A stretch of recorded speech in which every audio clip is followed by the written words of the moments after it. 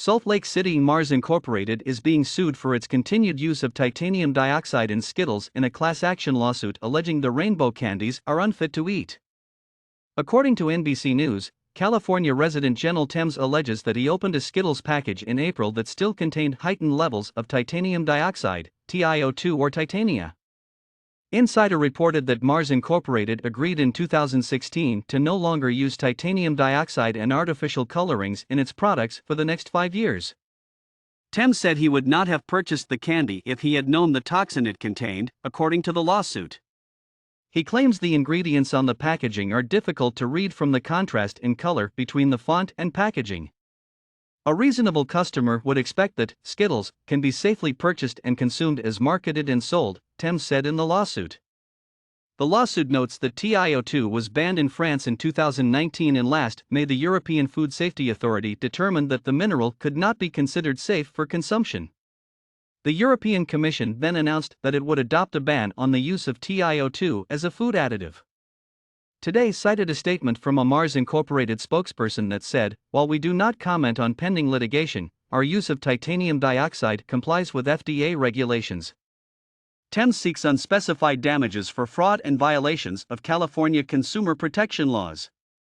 Matthew Jorgensen, a Utah toxicologist who has no involvement in the lawsuit, said that the key concern the EU has with the mineral is with inhalation of titania rather than oral consumption.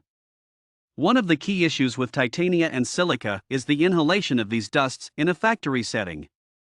In these cases, though, the issue is related to physical action of dust particles on sensitive lung tissues.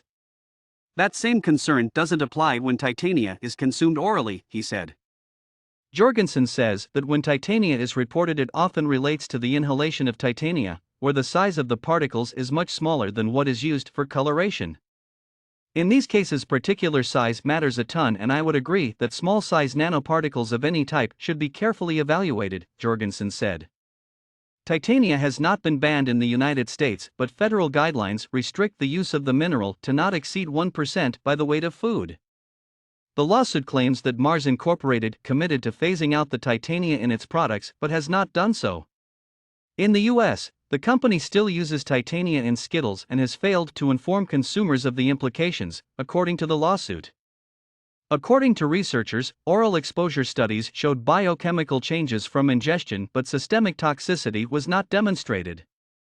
Jorgensen said that was with doses up to 5 grams per kilogram for 2 weeks, which is a large amount considering an adult generally weighs 60 kilograms. Titania is a mineral found in paints, sunscreens, plastics, and cosmetics. According to The Hill, it has been used in food products like candy, chewing gum, chocolates, and coffee creamers for a long time. Jorgensen said the description of titania as a toxin is incorrect because a toxin is necessarily a poison or venom of plant or animal origin. TiO2, titania, is of mineral origin, quite rightly, so this material is very much like sand, which is SiO2, silica, Jorgensen said.